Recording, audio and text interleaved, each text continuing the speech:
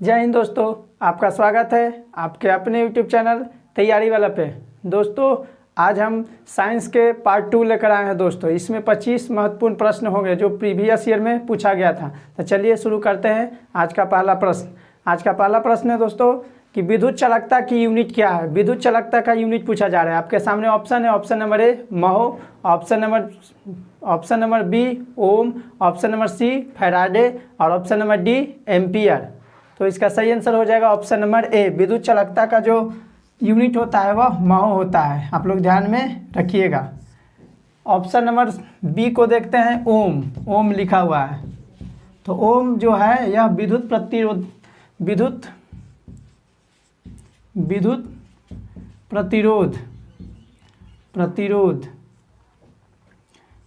प्रतिरोध का मात्रक क्या होता है? ओम होता है। आप लोग ध्यान में रखिएगा। और पूछता है कि विद्युत प्रतिरोध का मात्रक क्या होता है तो ओम। अगर पूछता है विद्युत चालकता का मात्रक क्या होता है तो आंसर हो जाएगा महो। ऑप्शन नंबर सी में लिखा हुआ है फैराडे जो होता है यह होता है विद्युत धारिता का मात्रक होता है।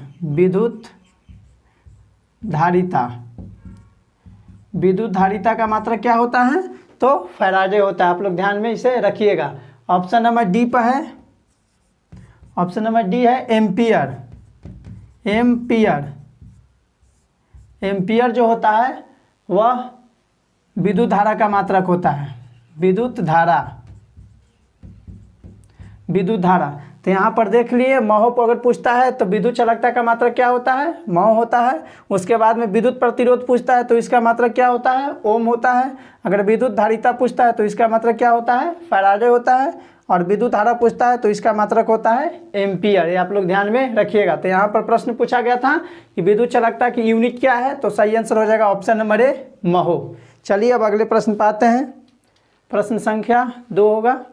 पूछा गया है कि मोनाजाइट कौन से तत्व का अयस्क है। यानी कि मोनाजाइट है वह कौन से तत्व का अयस्क है। देखते हैं आपके सामने ऑप्शन है। Option number A thorium, option number B uranium, option number C potassium और ऑप्शन नंबर डी इनमें से कोई नहीं।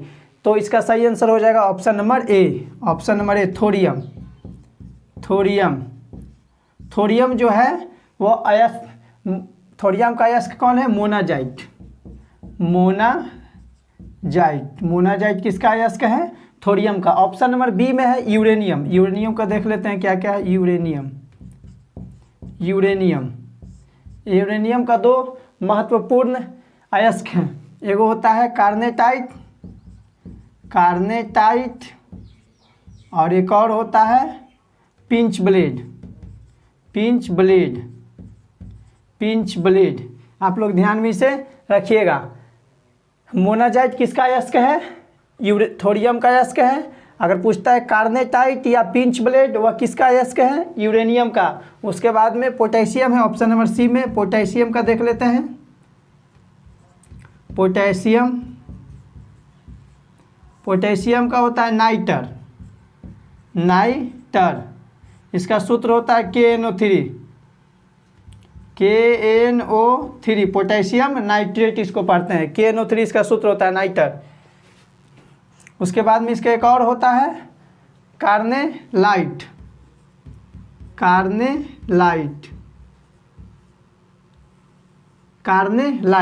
तो ध्यान, यहाँ इसका है कार्नेटाइट और यहाँ है कार्नेलाइट। ये आप लोग ध्यान में रखिएगा। अगर पूछता है कार्नेटाइट किसका अयस्क है तो आंसर लगाएंगे यूरेनियम। अगर पूछता है कार्नेलाइट तब इसका आंसर हो जाएगा पोटेशियम। नाइटर भी किसका अयस्क है? पोटेशियम का अयस्क है। तो आप लोग ध्यान में इसे रखिएगा। यहाँ पूछा गया था कि मोनाजाइट कौन से तत्व का अयस्क है तो आंसर हो जाएगा थोरियम जो ऑप्शन नंबर ए में लिखा हुआ है। तो चलिए अब अगले प्रश्न पर आते हैं।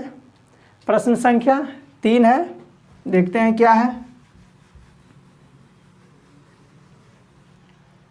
पूछा गया कि जल गैस निम्नलिखित में से किसका मिश्रण है। यानी कि कौन कौन सा यौगिक को मिलाते हैं तो जल गैस का निर्माण होता है। आपके सामने ऑप्शन है। Option number A CO+H2O, option number B CO+H2, option number C CO+N2 और option number D CO2+CO।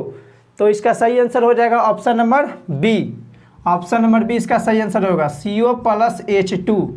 CO+H2 किसका सूत्र है, किसका मिश्रण है तो यह जल गैस का, जल गैस यानी कि CO माने कार्बन मोनोऑक्साइड में जब हाइड्रोजन को मिलाते हैं तो क्या बन जाता है, जल गैस बन जाता है। इसी से रिलेटेड एक और है, ये तो पहला हो गया। इसमें ऑप्शन नंबर सी में जो दिया हुआ है उसको देख लेते हैं, CO + N2, CO + N2 ये प्रोड्यूसर गैस का मिश्रण होता है, प्रोड्यूसर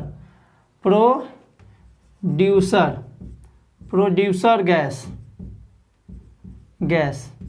अगर पूछा जाता है एग्जाम में दोस्तों कि प्रोड्यूसर गैस किसका किसका मिश्रण होता है तो CO + N2 लगाना है। अगर जल गैस, क्योंकि जल किसका किसका मिश्रण होता है, H2O, तो जल के साथ हाइड्रोजन रहता है, आप लोग ध्यान में रखिएगा।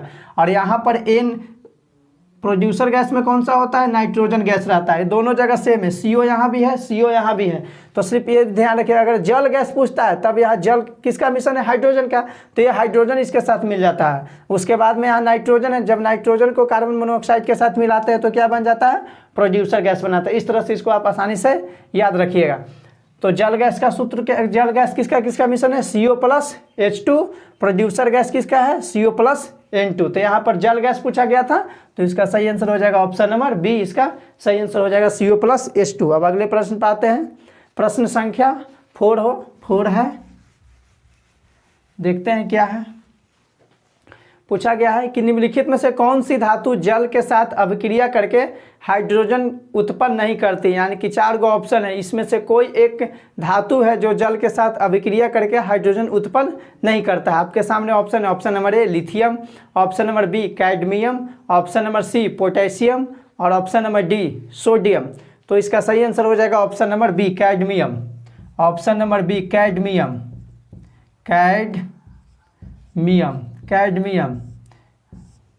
इसका सही आंसर क्या हो जाएगा, ऑप्शन नंबर बी कैडमियम हो जाएगा। कैडमियम ऐसा तत्व है जो धातु के साथ, जो जल के साथ अभिक्रिया करके हाइड्रोजन गैस नहीं बनाता है, आप लोग ध्यान में रखिएगा। जबकि लिथियम हो गया, Li हो गया लिथियम, उसके बाद में लिखा हुआ था पोटेशियम K, और उसके बाद में सोडियम यानी कि Na, इसका Cd होता है, कैडमियम का संकेत होता है, ये भी आप लोग ध्यान में रखिएगा। Cd माने कैडमियम।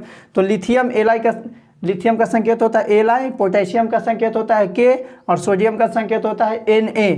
तो ये जो तीनों धातु है लिथियम, पोटेशियम, सोडियम, ये सब जल के साथ जब भी रिएक्ट करेगा, जब भी अभिक्रिया करेगा तो कौन सा गैस निकालेगा, हाइड्रोजन गैस बनाएगा। कौन सा गैस, हाइड्रोजन गैस।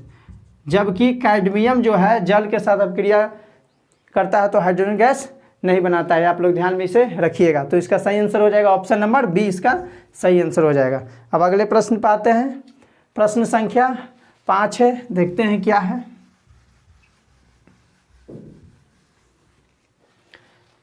पूछा है कि किस कारण फिटकिरी रक्तस्राव को रोकने में सहायता करता है, यानी कि सहायता होता है। आपके सामने option number A emulsion, option number B अपोहन, ऑप्शन नंबर सी स्कंदन और ऑप्शन नंबर डी इनमें से कोई नहीं।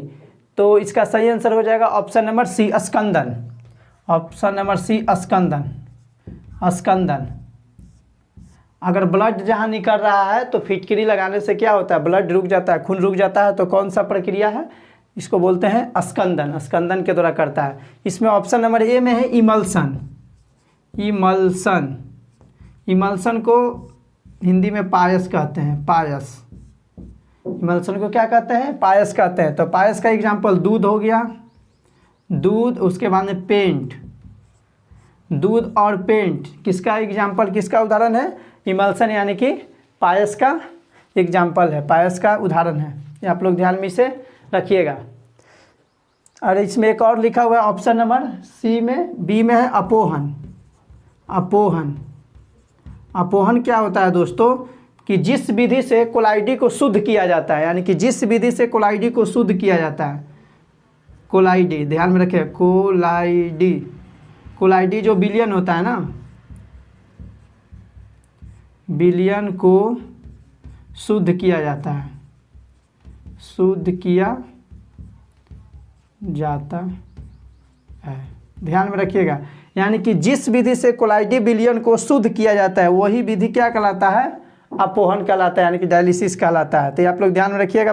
अगर एग्जाम में पूछा जाएगा कि कोलाइडी विलयन वो कौन सा विधि है जिससे कोलाइडी विलयन को क्या किया जाता है, शुद्ध किया जाता है। आपके सामने 4 गो ऑप्शन रहेगा, तब इसका आंसर क्या हो जाएगा, अपोहन विधि। अपोहन विधि से ही कोलाइडी विलयन को क्या किया जाता है, शुद्ध किया जाता है। यहाँ पर पूछा गया था कि किस कारण फिटकरी रक्तस्राव को रोकने में सहायता करता है, तो इसका सही आंसर हो जाएगा स्कंदन, और जो ऑप्शन नंबर सी में है। चलिए अब अगले प्रश्न पर आते हैं। प्रश्न संख्या 6 है, देखते हैं क्या है। पूछा गया कि निम्नलिखित में से किस विटामिन का संश्लेषण यकृत द्वारा किया जाता है, यानी कि कौन सा विटामिन का जो संश्लेषण लीवर के द्वारा किया जाता है। आपके सामने ऑप्शन है, option number A vitamin A, option number B vitamin E, option number C vitamin D, और ऑप्शन नंबर डी उपरोक्त में से सभी। तो इसका सही आंसर हो जाएगा option number A. Option number A vitamin ए का संश्लेषण कौन करता है, यकृत के द्वारा किया जाता है, जो हमारे शरीर का सबसे बड़ा ग्रंथि होता है, ये आप लोग ध्यान में रखिएगा। तो विटामिन ए कहाँ संश्लेषित होता है, यकृत में। विटामिन ए का अगर रासायनिक नाम पूछता है तो इसका रासायनिक नाम होता है रेटिनॉल।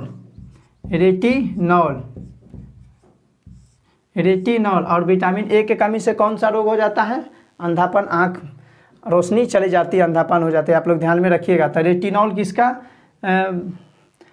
रासायनिक नाम, रेटिनॉल। उसके बाद में आ जाइए ऑप्शन नंबर बी में विटामिन ई।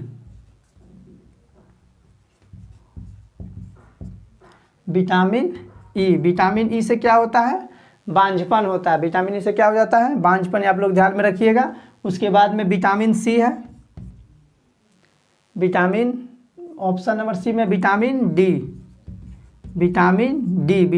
की कमी से वही हड्डी वगैरह जो सूखने लगता है तो हड्डी रोग हो जाता है। तो इससे आप लोग ध्यान में इसे रखिएगा। तो यहाँ पर पूछा गया था कि कौन सा विटामिन यकृत द्वारा क्या होता है, संश्लेषित होता है, तो इसका सही आंसर हो जाएगा ऑप्शन नंबर ए विटामिन ए। चलिए अब अगले प्रश्न पर आते हैं। प्रश्न संख्या 7 है।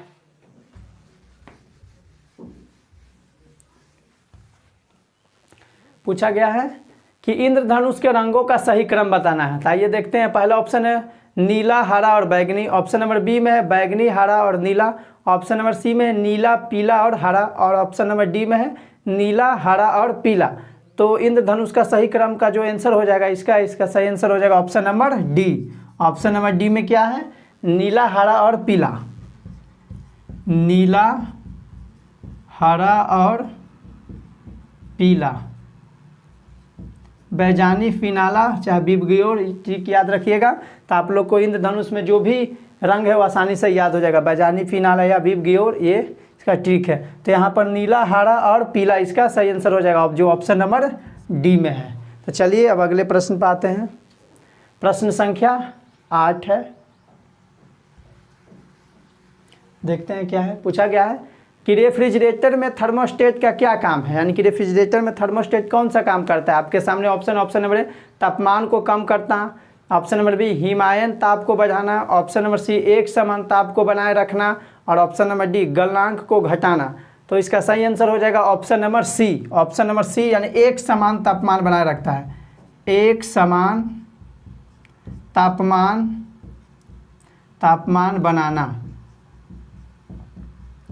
एक समान तापमान को बनाए रखता है रेफ्रिजरेटर में। कौन, थर्मोस्टेट। ये आप लोग ध्यान में रखिएगा, जो ऑप्शन नंबर सी इसका सही आंसर हो जाएगा। 8 का सी हो जाएगा। अब अगले प्रश्न पर आते हैं। प्रश्न संख्या 9 है। पूछा गया है कि ध्वनि का वेग अधिकतम होता है, यानी कि ध्वनि का वेग किस में अधिकतम होता है। आपके सामने ऑप्शन है, ऑप्शन नंबर ए वायु में, ऑप्शन नंबर बी द्रव में, ऑप्शन नंबर सी धातु में, और ऑप्शन नंबर डी निर्वात में। तो इसका सही आंसर हो जाएगा ऑप्शन नंबर डी निर्वात में। चलिए अब अगले प्रश्न पर आते हैं। प्रश्न संख्या 10 है। पूछा गया है कि प्रेशर कुकर में खाना जल्दी पकता है, क्यों। आपके सामने ऑप्शन है, ऑप्शन नंबर ए अधिक दाब पर पानी कम तापमान पर उबलने लगता है। ऑप्शन नंबर बी अधिक दाब पर पानी अधिक का तापक्रम पर उबलने लगता है। ऑप्शन नंबर सी पानी 100 डिग्री सेंटीग्रेड पर उबलता है लेकिन अधिक दाब पर उष्मा की मात्रा अधिक होती है।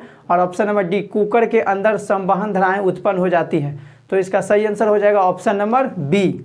ऑप्शन नंबर बी इसका सही आंसर हो जाएगा, जो लिखा गया है कि अधिक दाब पर पानी अधिक तापक्रम पर क्या करने लगता है, उबलने लगता है। तो इसका सही आंसर हो जाएगा ऑप्शन नंबर बी।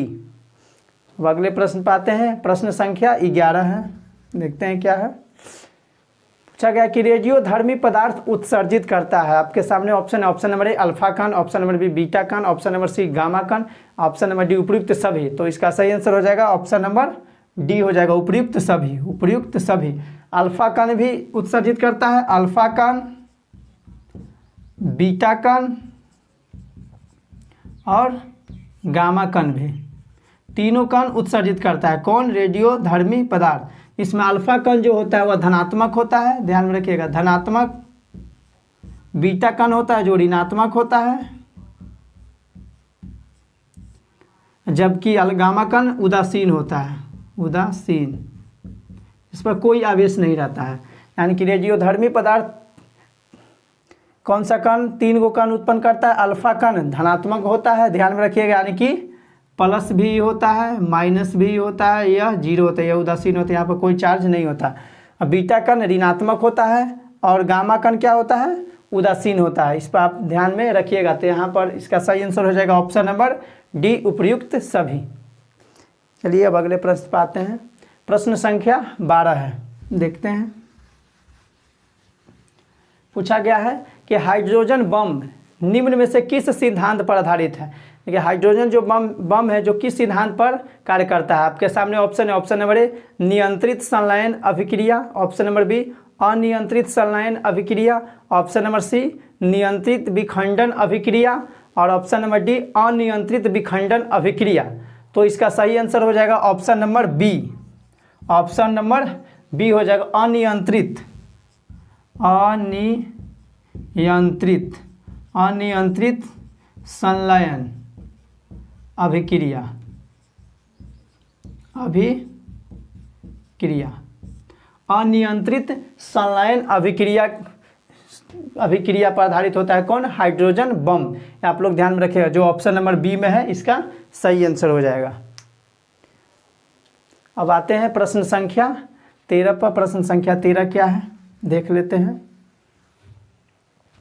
पूछा गया है कि पानी की बूंदों का तैलीय पृष्ठ पर न चिपकने, पानी की बूंदों का तैलीय पृष्ठ पर चिपकने का क्या कारण है। आपके सामने ऑप्शन है, ऑप्शन नंबर ए पृष्ठ तनाव, ऑप्शन नंबर बी ससंजक बल, ऑप्शन नंबर सी असंजक बल और ऑप्शन नंबर डी उपयुक्त में से कोई नहीं। तो इसका सही आंसर हो जाएगा option number C. Option number C असंजक बल, असंजक बल। असंजक बल जो होता है यह अलग अलग पदार्थों के अणुओं के बीच जो बल कार्य करता है उसी को असंजक बल बोलते हैं। और इसमें एक और आता है ससंजक बल, जो होता है वह एक ही पदार्थ के अणुओं के बीच जो बल लगता है उसको क्या बोलते हैं? ससंजक बल। ठोसों में ससंजक बल का मान ज़्यादा होता है, जबकि गैसों में ससंजक बल का मान जो होता है वह नगण्य होता है।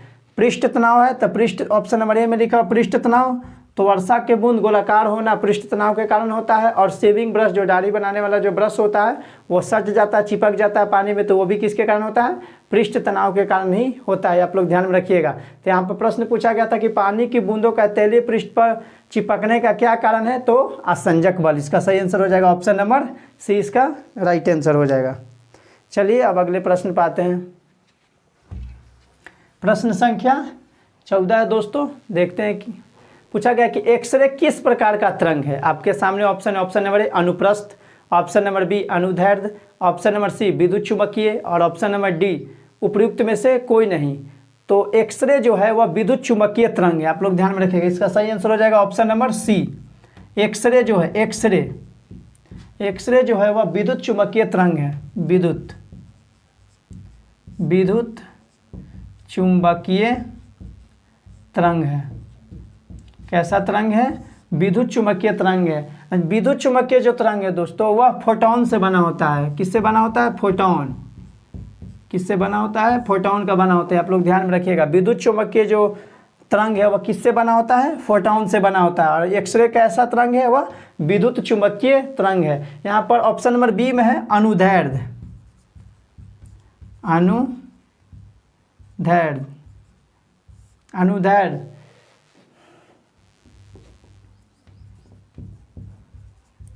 अनुदैर्ध्य जो है वह ध्वनि होता है। ध्वनि, ध्वनि कैसा तरंग है? अनुदैर्ध्य तरंग है। आप लोग ध्यान में इसे रखिएगा।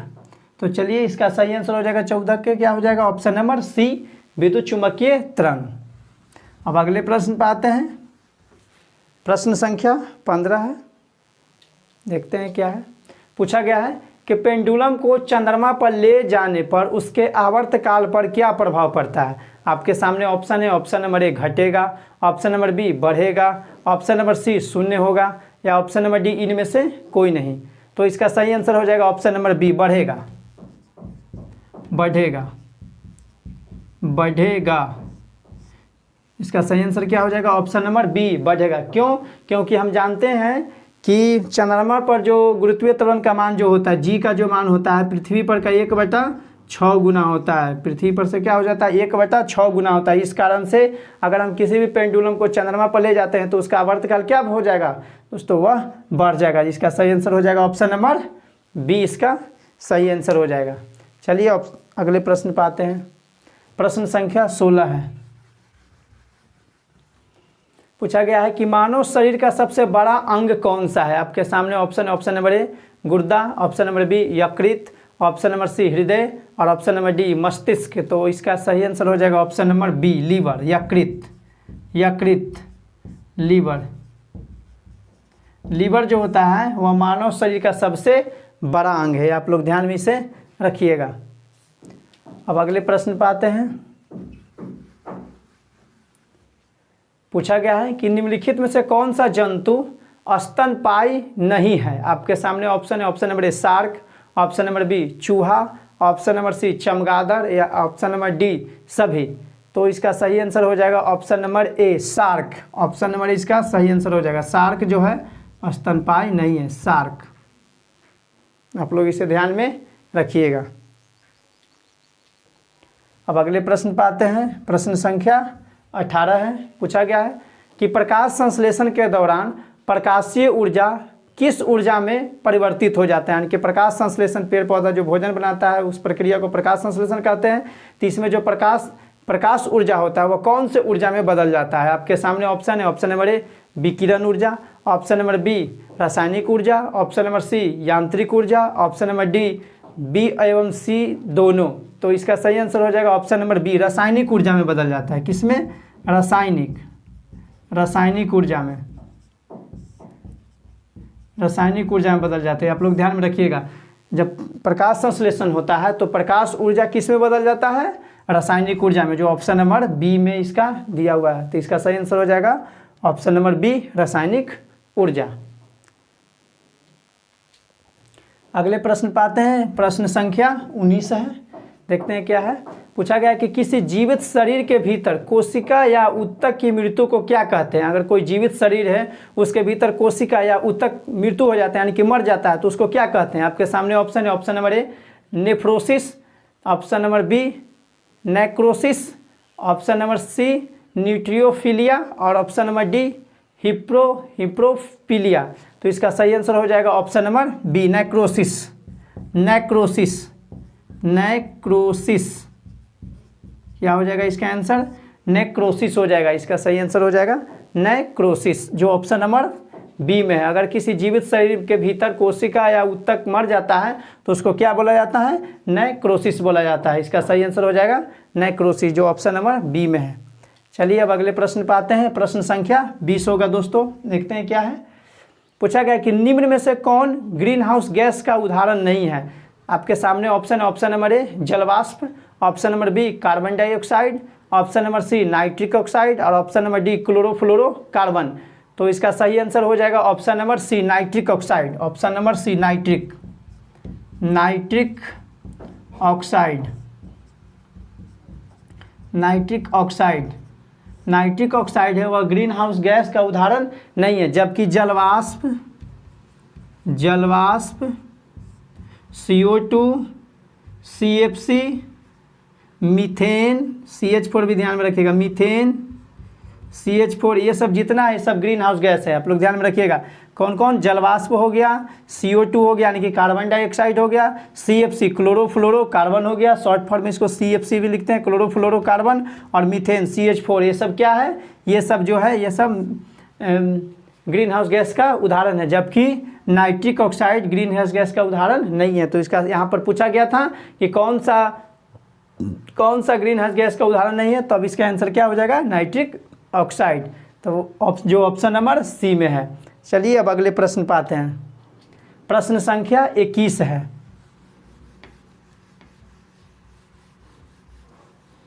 पूछा गया है कि आतिशबाजी में हरा रंग किसके कारण दिखाई पड़ता है। यह प्रश्न को हम पिछले वाला वीडियो में भी बताए थे, तो चलिए यहाँ पर भी देख लेते हैं। आसान सा प्रश्न है, अब बार बार एग्जाम में ये प्रश्न को पूछा जाता है। तो पूछा गया कि आतिशबाजी जब होता है, जब पटाखा छूटता है तो वहाँ पर हरा रंग दिखाई देता है, कौन सा तत्व उसमें मिला हुआ रहता है। आपके सामने ऑप्शन है, option number A strontium, option number B argon, option number C barium और ऑप्शन नंबर डी क्रिप्टन। तो इसका सही आंसर हो जाएगा option number C. Option number C barium. Barium के कारण से कैसा दिखाई देता है, हरा। इसका ट्रिक है RSGB। आर का मतलब हो जाएगा रेड, रेड का मतलब हो जाएगा लाल, एस का मतलब हो जाएगा अस्ट्रॉन्सियम। यहाँ पर जी का मतलब हो जाएगा ग्रीन, ग्रीन का हिंदी होता है हरा। बी का मतलब हो जाएगा बेरियम। ध्यान में इसे रखिएगा, RSGB यह ट्रिक है। अगर ये ट्रिक याद रहेगा तो आप लोग को आसानी से यह याद हो जाएगा। तो आर का मतलब हो जाएगा रेड, तो रेड किसके कौन से तत्व के कारण से दिखाई देता है, तो एस माने हो जाएगा अस्ट्रॉन्सियम के कारण से। यहाँ जी है, जी का मतलब हो जाएगा ग्रीन, हरा किसके कारण से दिखाई देता है, तो बी का मतलब बेरियम। तो RSGB ये ट्रिक याद रखिएगा। तो आप लोग को आतिशबाजी में लाल और हरा रंग जो निकलता है वो आसानी से याद हो जाएगा। इसमें एक नीला रंग भी निकलता है, नीला रंग वह कॉपर के कारण से, याद रखिएगा किसके कारण से, कॉपर के कारण से कैसा दिखाई देता है, वो नीला रंग का दिखाई देता है। तो यहाँ ये ट्रिक है RSGB, इसको याद रखिएगा। तो लाल और हरा आसानी से याद हो जाएगा। यहाँ पर पूछा गया था हरा, तो हरा किसके कारण से, तो देखिए यहाँ बेरियम है, तो जो ऑप्शन नंबर सी में है। चलिए अब अगले प्रश्न पे आते हैं। प्रश्न संख्या 22 होगा, देखते हैं क्या है। एल्युमिनियम को किस विधि द्वारा शुद्ध किया जाता है, यानी कि कौन से विधि से हम एल्युमिनियम को शुद्ध करते हैं। आपके सामने ऑप्शन है, ऑप्शन नंबर ए आसवन विधि, ऑप्शन नंबर बी ऑक्सीकरण विधि, ऑप्शन नंबर सी विद्युत अपघटन विधि द्वारा और ऑप्शन नंबर डी इनमें से कोई नहीं। तो इसका सही आंसर हो जाएगा ऑप्शन नंबर सी विद्युत अपघटन विधि। विद्युत अपघटन विधि द्वारा एल्युमिनियम को किस विधि द्वारा शुद्ध किया जाता है, विद्युत अपघटन विधि के द्वारा। और तत्व को देख लेते हैं इसमें जो विद्युत अपघटन विधि द्वारा शुद्ध किया जाता है, जैसे पोटेशियम, कैल्शियम, सोडियम, मैग्नीशियम और एल्युमिनियम। ये आप लोग ध्यान में रखिएगा, पोटेशियम, कैल्शियम, सोडियम, मैग्नीशियम और एल्युमिनियम, ये सब जो है ना, ये कौन से विद्युत द्वारा शुद्ध किया जाता है, तो विद्युत अपघटन विधि के द्वारा। यहाँ पर पूछा गया था एल्युमिनियम के द्वारा दोस्तों, कि एल्युमिनियम जो है वह कौन से विद्युत द्वारा शुद्ध किया जाता है, तब आंसर विद्युत अपघटन विधि। उसके बाद ये सभी जो तत्व है, पोटेशियम हो गया, कैल्शियम हो गया, सोडियम हो गया, मैग्नीशियम हो गया, ये सबको भी आप लोग को याद रखना है। ये भी किसके द्वारा शुद्ध किया जाता है, विद्युत अपघटन विधि के द्वारा ही शुद्ध किया जाता है। तब इसका आंसर क्या हो जाएगा, ऑप्शन नंबर सी इसका सही आंसर हो जाएगा। तो 22 का क्या हो जाएगा, सी। अब प्रश्न संख्या 23 पे आते हैं, देखते हैं क्या है प्रश्न संख्या 23। पूछा गया है कि निम्नलिखित में से कौन एक निष्क्रिय गैस का उदाहरण है। आपके सामने 4 गो ऑप्शन दिया हुआ है, इसमें से कोई एक तत्व है जो निष्क्रिय है। पहला ऑप्शन है, ऑप्शन नंबर ए है nitrogen, option number B argon, option number C hydrogen और ऑप्शन नंबर डी ऑक्सीजन। तो इसका सही आंसर हो जाएगा option number B argon. Argon जो होता है यह निष्क्रिय गैस का उदाहरण है। ये एकमात्र ऐसा निष्क्रिय गैस है जो वायुमंडल में पाया जाता है, ये भी आप लोग ध्यान में रखिएगा। एकमात्र निष्क्रिय गैस जो वायुमंडल में पाया जाता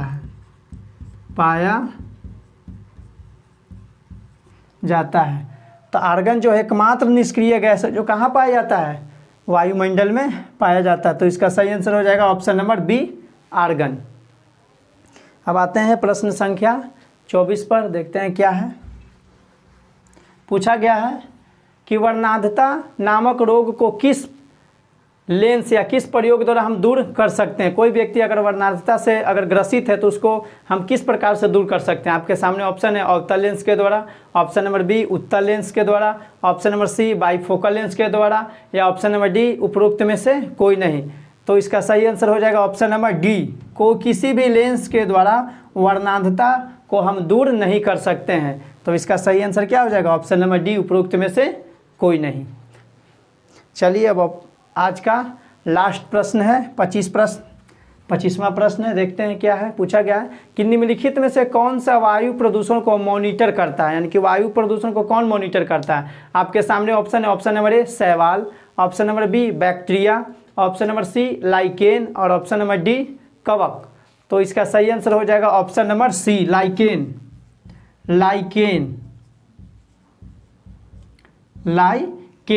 लाइकेन जो है वायु प्रदूषण को क्या करता है, मॉनिटरिंग करता है। अब देखते हैं लाइकेन कौन किसके किसके मिलने से बनता है। तो अगर हम शैवाल प्लस कवक, शैवाल और कवक के मिलने से क्या बनता है, लाइकेन बनता है। आप लोग ध्यान में से रखिएगा। आज हम 25 महत्वपूर्ण प्रश्नों को डिस्कस करवाएं। तो कैसा लगा यह वीडियो कमेंट करके ज़रूर बताइएगा। अगर अच्छा लगा होगा तो वीडियो को लाइक शेयर, अगर चैनल पर नए हैं तो चैनल को ज़रूर सब्सक्राइब कीजिएगा दोस्तों। थैंक यू, जय हिंद।